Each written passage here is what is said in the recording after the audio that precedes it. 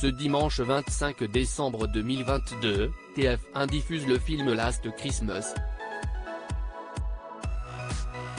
Une comédie romantique basée sur la chanson éponyme de George Michael et qui malgré un scénario prometteur a failli ne jamais voir le jour à cause d'un triste événement. Les films de Noël ont le vent en poupe. Chaque année, les chaînes diffusent tout au long de la journée les comédies enneigées les plus romantiques. Des téléfilms feel-good qui permettent aux téléspectateurs de passer un bon moment, en toute légèreté, transportés dans la magie de Noël. Un succès dont les producteurs ont décidé de s'emparer.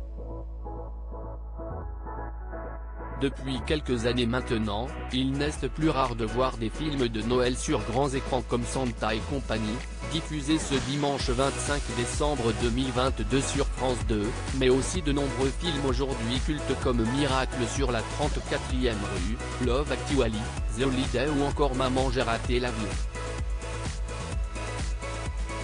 Et en 2019, c'est People Pie qui a décidé de se lancer dans un nouveau pari.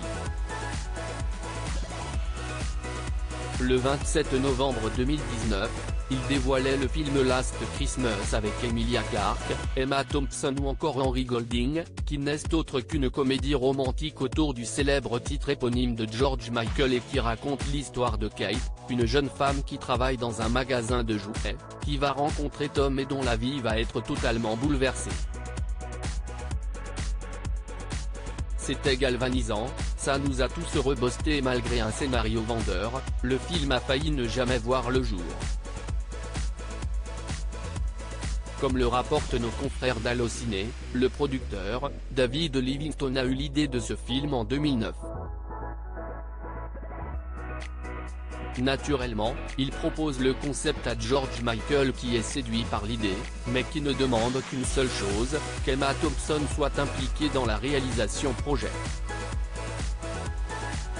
Tous les deux planchent sur un scénario, mais rien n'aboutit. Ce n'est que quelques années plus tard que David Livingstone la recontacte pour reprendre le projet, mais elle n'est plus libre.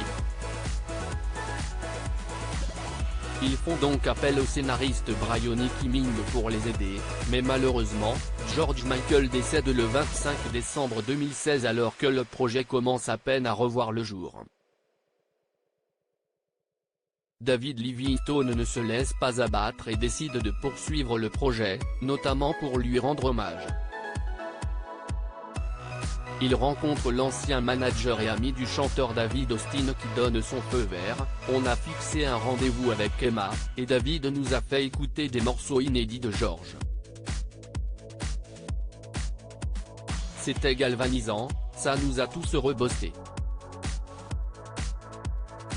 On avait un super scénario dans les mains et on allait rendre un bel hommage à cette formidable icône de la pop.